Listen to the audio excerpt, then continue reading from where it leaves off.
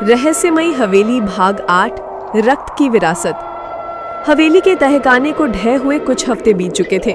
गांव वाले मानते थे कि अब सब खत्म हो गया है, लेकिन सच्चाई कहीं और ही थी। रात होते ही आसमान में लाल बादल मंडराते और हवेली की टूटी खिड़कियों से अजीब रोशनी झलकती। लोग कहते, जमींदार के वंश का शाप अब हवेली में कैद नहीं रहा, वो बाहर आ रहा है। अरुण कई रातों से बेचैन था। हर बार सपनों में वो एक ही दृश्य देखता। गांव के छोटे बच्चों की हथेलियों पर लाल निशान उभर रहे हैं, जैसे किसी ने खून से कोई चिन्ह बना दिया हो। एक सुबह सचमुच गांव के 3 बच्चों की हथेलियों पर वही निशान पाए गए। उनका बर्ताव भी बदलने लगा। कभी कभी वे बिना कारण चीखते, हंसते या अंधेरे में खड़े खड़े किसी से बातें करते। किशोर ने डरते हुए कहा, ये वही रक्त का बंधन है अरुण, शाप अब नई पीढ़ी में उतर रहा है। अरुण और किशोर तुरंत बाबा त्रिलोक के पास पहुंचे, लेकिन बाबा पहले जैसे मजबूत नहीं रहे थे। भाग 7 की लड़ाई में वे बुरी तरह घायल हो चुके थे और उनका शरीर दिन ब दिन कमजोर हो रहा था। फिर भी उन्होंने धीमी आवाज में कहा, मैंने ग्रंथों में पढ़ा है कि अगर किसी शाप का रक्त से रिश्ता हो जाए तो वो वंश दर वंश चलता है। अब ये हवेली ही नहीं, पूरा गांव इसकी गिरफ्त में है। अरुण ने हिम्मत दिखाते हुए पूछा, क्या इसका कोई उपाय है?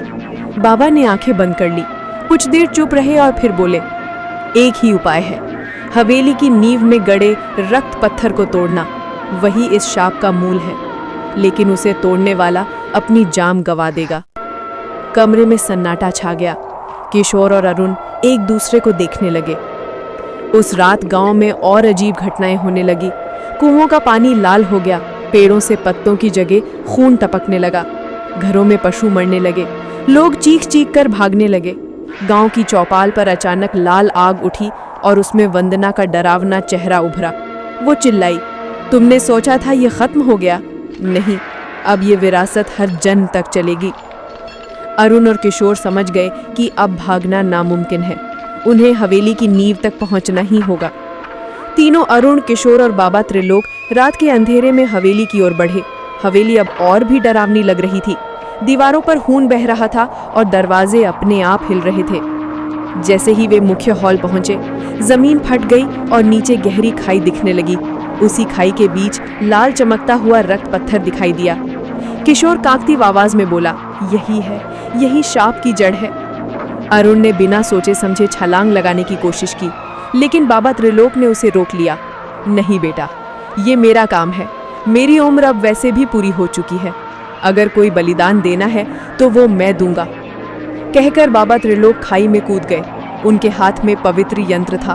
उन्होंने अंतिम बार मंत्र पढ़ा और पूरे जोर से रक्त पत्थर पर प्रहार किया। एक भयानक चीख पूरे इलाके में गूंज उठी। लाल बादल फट गए, बिजली चमकने लगी और हवेली हिलने लगी।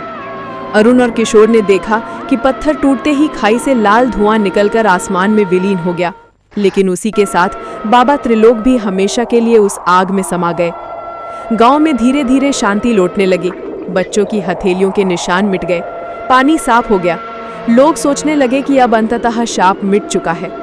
लेकिन जैसे ही अरुण ने हवेली की टूटी खिड़की की ओर देखा, उसे लगा कि वहां कोई परछाई अब भी खड़ी है। वो परछाई फुसफुसाई, रक्त की विरासत कभी खत्म नहीं होती। अरुण का चेहरा सख्त हो गया। उसे एहसास हो गया था कि ये लड़ाई अब और भी लंबी होगी। क्या आप चाहेंगे इस कहानी का भाग 9 देखना? अगर हाँ, तो लाइक करो, शेयर करो और कमेंट करो। कमेंट में अपना नाम जरूर लिखना, इससे मुझे कहानी लिखने में और भी अच्छा लगेगा।